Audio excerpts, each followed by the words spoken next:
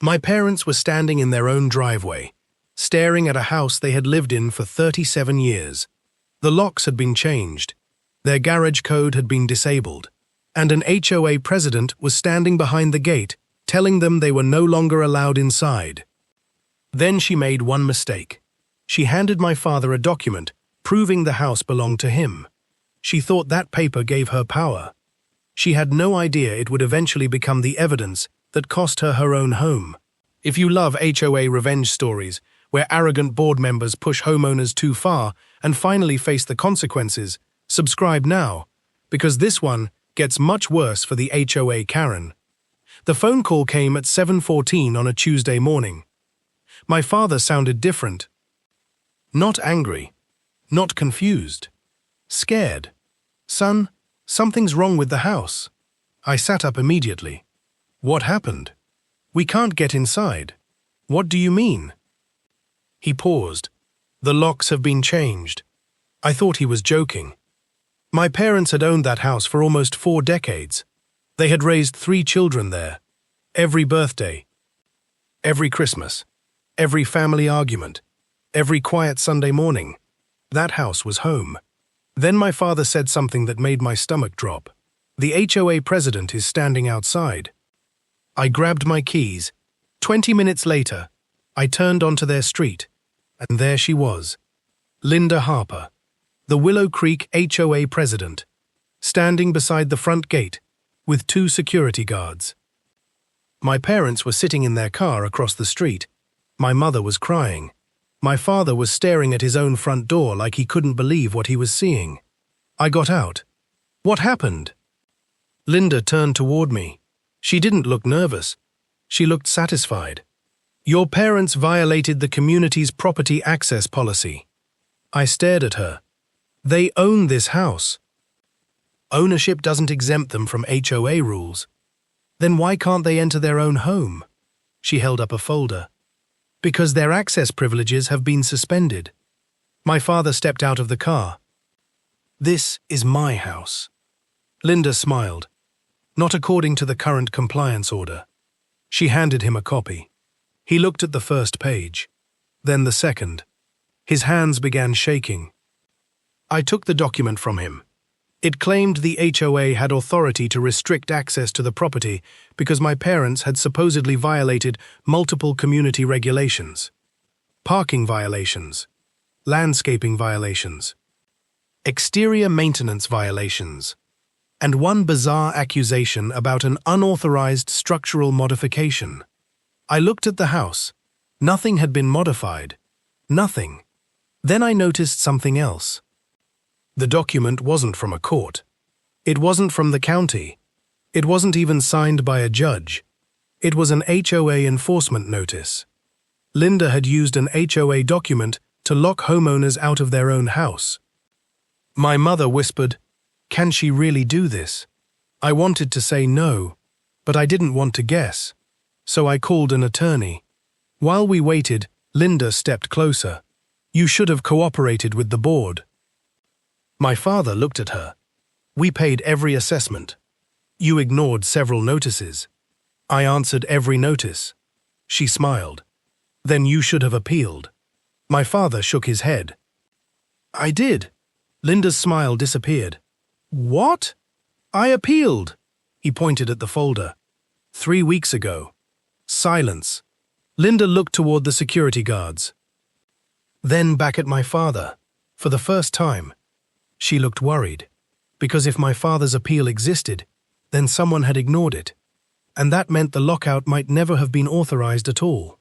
My father's appeal was the first crack in Linda's story, but it wasn't the biggest one. That came 20 minutes later. The attorney arrived, carrying a thin leather briefcase, and asked one question: "Who changed the locks?" Linda immediately stepped forward. "The HOA authorized the security company." "Based on what authority?" "Our governing documents." "Show me." She handed him the enforcement notice. He read it. "Then read it again." His expression changed. "This doesn't authorize a lockout." Linda crossed her arms. "It clearly states access is suspended." "Access to what?" She pointed toward the house. The property. The attorney shook his head. No, it says access to certain common areas may be restricted.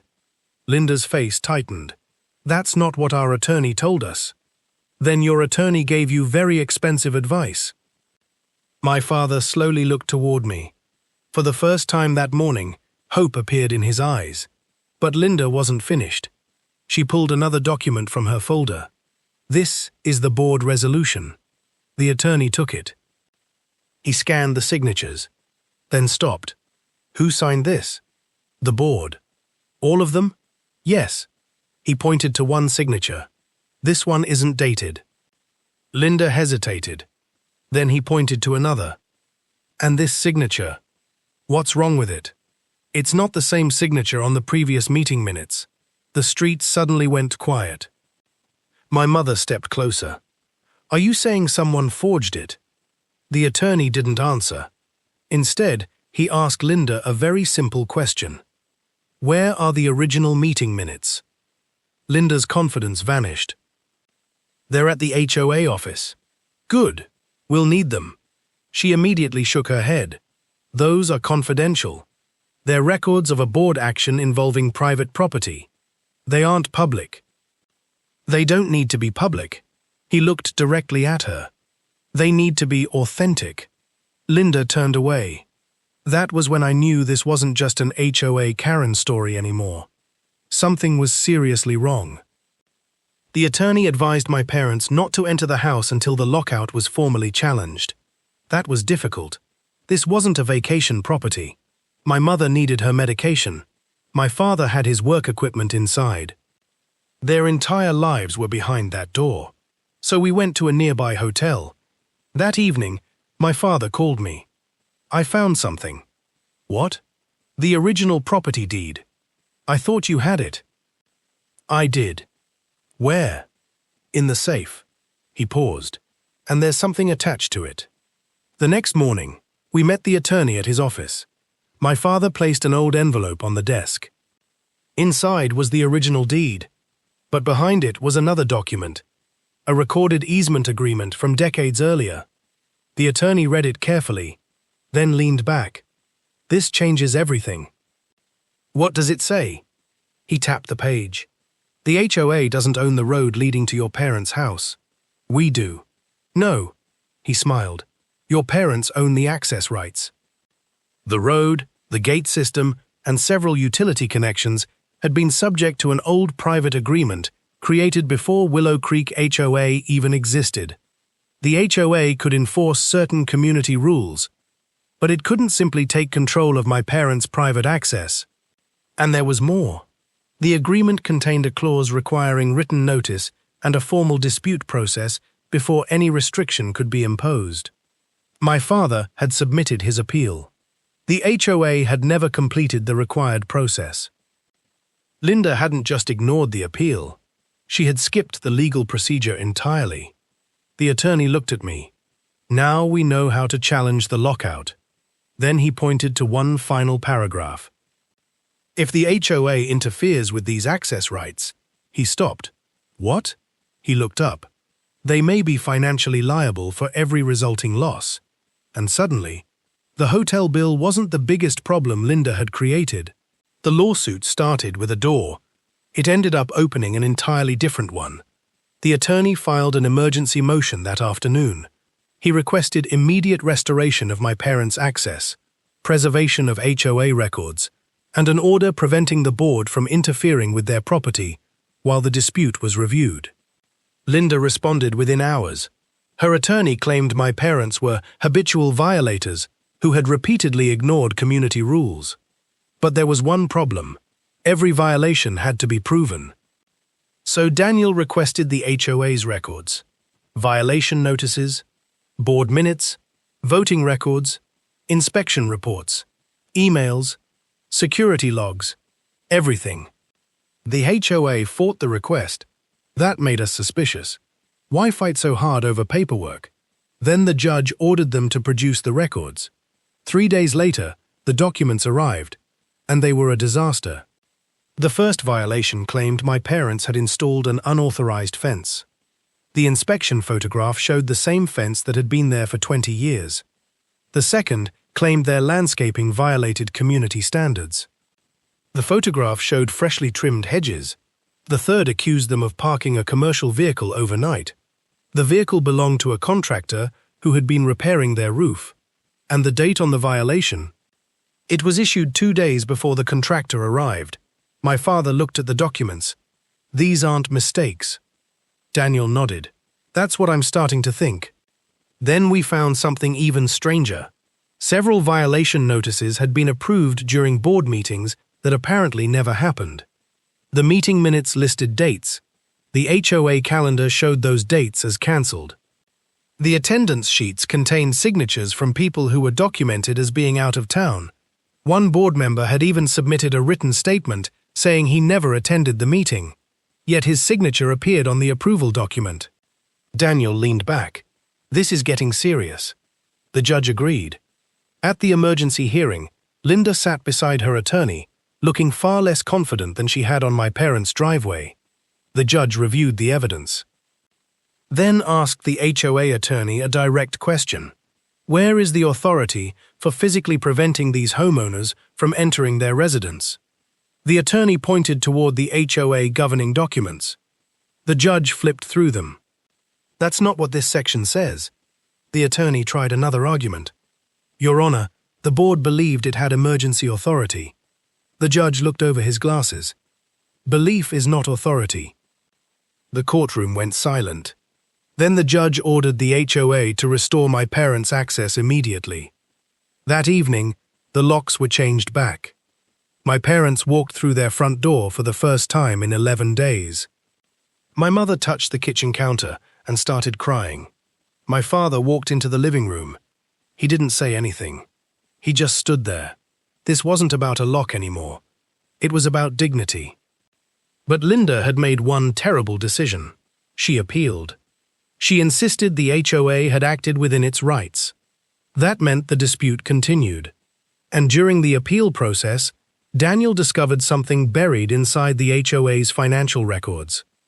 A private account, large payments, consulting fees, legal expenses, and one recurring payment to a company that had provided property compliance services. The company was owned by Linda's husband. Daniel stared at the records, then slowly closed the folder. Now we have a conflict of interest. The payments weren't automatically illegal, but they raised serious questions. Why was the HOA paying a company owned by the president's family? Why had those payments never been clearly disclosed? And why had the same company prepared several of the documents used against my parents? Daniel requested the company's complete records. Linda's attorney objected immediately. Too quickly. That told us something. There was something inside those records they desperately didn't want anyone to see. The judge ordered the records produced, and when the files finally arrived, one invoice made everyone in the room stop breathing, because it wasn't for legal services. It was for something much more personal. The invoice was only 1 page, but it changed the entire case. At the top was the name of Linda's husband's company. Below it was a description: Property Access Enforcement, Residence Restriction Project. The amount wasn't enormous. That wasn't what shocked us. The date was. It was dated 4 days before my parents received their first violation notice. Daniel stared at the document. That's impossible. My father looked confused. What? According to the HOA's records, the board didn't authorize any enforcement action until 2 weeks later. He pointed at the invoice. But this company had already been paid. The room went silent. Someone had planned the lockout before my parents were even formally accused of violating the rules. Then Daniel found another invoice. And another. Each one was connected to the same property. My parents' house. Not common areas. Not community landscaping. Their private residence. The pattern was obvious. First came the inspection. Then the violation notices. Then the enforcement paperwork. Then the security company. And finally, the lock change. This wasn't an emotional decision Linda made one morning. It appeared to have been organized weeks in advance. But why? That question became the center of the investigation. Daniel requested property records for the surrounding neighborhood. That's when we discovered something nobody expected. The HOA had been trying to acquire several private access easements surrounding my parents' property. My parents had refused. Their refusal had created a problem for a planned community expansion. If the HOA couldn't control the access road, it couldn't complete the expansion as planned, and Linda's husband's company stood to benefit from the construction contracts. Suddenly, the property violations looked very different. My parents weren't being punished for breaking rules. They were being pressured to give up something valuable: their access rights. Their refusal had made them inconvenient. So the HOA had tried to make living in their own home unbearable. But Linda had made another mistake. She had underestimated my father. He still had every letter he'd ever received from the HOA, every envelope, every certified notice, every receipt, every handwritten note. He had kept them in a metal box for decades. Inside that box was a letter from the HOA's original board president, written more than 30 years earlier. It confirmed that my parents' access rights were permanent. It also stated that the HOA had no authority to revoke them. Daniel read the letter twice. Then he smiled. This is devastating. The judge agreed. During the next hearing, Daniel presented the historical agreement alongside the modern HOA documents. The contradiction was impossible to ignore. The HOA had acknowledged my parents' access rights for decades. Then Linda's administration suddenly claimed those same rights didn't exist. The judge asked Linda's attorney one question. Why was this historical agreement omitted from the enforcement file? The attorney couldn't answer. Linda couldn't either. Then Daniel introduced the payment records connecting the HOA to Linda's husband's company. The courtroom became completely silent. The judge ordered an independent review of the HOA's financial records. And suddenly the case wasn't just about my parents anymore. Every homeowner wanted to know where their money had gone. Emergency HOA meetings began filling the community center. Residents demanded answers. Some demanded Linda resign. Others demanded the entire board step down. Linda tried to defend herself. She claimed the payments were legitimate. She claimed the lockout was a misunderstanding. She claimed she had acted to protect property values. But then the independent audit uncovered something much worse. The HOA had spent thousands of dollars pursuing my parents. While several legitimate community repairs had been delayed, roof leaks, road damage, drainage problems, safety repairs, residents had been told there wasn't enough money. But money had been flowing into Linda's family's company, and now everyone knew. The community turned against her. Linda's own neighbors stopped defending her. Then came the final twist. The auditor discovered that Linda herself had violated a property restriction attached to her own house, a restriction she had personally used to threaten other homeowners. And unlike my parents, she had never disclosed it. The county issued a notice. The HOA board received the report. And for the first time, Linda realized something terrifying. The same rules she had used against everyone else were about to be used against her. The same rules Linda had used like a weapon were now sitting on her own doorstep. The county inspection of her property revealed an unauthorized addition to the rear of her house. A large enclosed patio had been built without the required approval. Worse, part of the structure crossed a recorded setback restriction. The irony was almost too perfect. Linda had spent months telling homeowners that rules were rules. Now the rules were pointing directly at her. But the board didn't stop there. The independent audit uncovered undisclosed financial relationships, questionable enforcement expenses, and repeated procedural failures connected to the lockout of my parents. Residents demanded a special meeting. Linda walked into that meeting expecting to defend herself. Instead, she found nearly the entire room waiting for answers. One homeowner stood up. "You locked elderly people out of their own home." Another asked, How much HOA money went to your husband's company? Linda tried to interrupt. The meeting chair refused. For once, she wasn't in control. The vote was called. Linda was removed as HOA president. 2 other board members resigned before the meeting ended. But the consequences didn't stop there. The county enforcement process against Linda's house continued. She was ordered to address the unauthorized addition or face further legal action under the applicable property regulations. The woman who had once threatened homeowners with fines now had to hire contractors and attorneys to deal with her own violation. Meanwhile, my parents' case reached its final settlement. The HOA agreed to compensate them for documented losses caused by the unlawful lockout, reimburse legal expenses, and formally recognize their permanent access rights. The governing documents were amended. Future enforcement actions required independent review, and no board member could authorize a physical restriction against a homeowner's residence without proper legal authority and due process. My father never asked for revenge. He only wanted to go home. That was the part Linda never understood. The house wasn't just a building. It was where my parents had spent most of their lives. The kitchen, where my mother raised us. The garage, where my father repaired our bicycles. The backyard, where family birthdays happened. 11 days outside that house had taught everyone something.